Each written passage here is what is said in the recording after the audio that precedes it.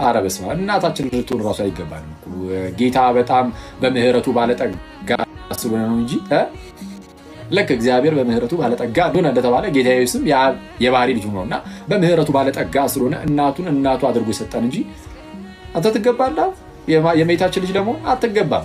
ማይ ብራዘር አትገባም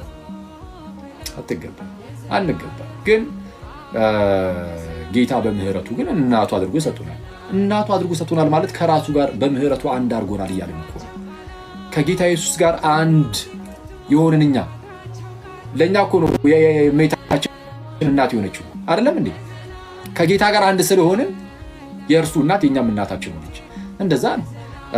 ስለዚህ አሁን ሔዋን የሙታን እናት ሆነች። ሔዋን የሙታን ሁሉ እናት ሆነች። እመቤታችን ግን በልጇ በክርስቶስ በኩል የሚድኑ የእነርሱ የሕያዋን እናት ሆነች። የሕያዋን እናት ነች። አንዳንድ ሰው ነው እናት አይደለችም ካልክ በሙታን መንደር ሆነ እንዴት እናት ትሆናለች? አይደለችም። አይቷን አይደለችም። ሙት ነህ ሲጀምር። እንደዛ ካልክ አንተ የሞት ከነ ማለት ነው። እዚህ ቀደም ብያችሁ ነበር። ኤግዛክትሊ ጥቅሷን ቆይ ላመጣችሁ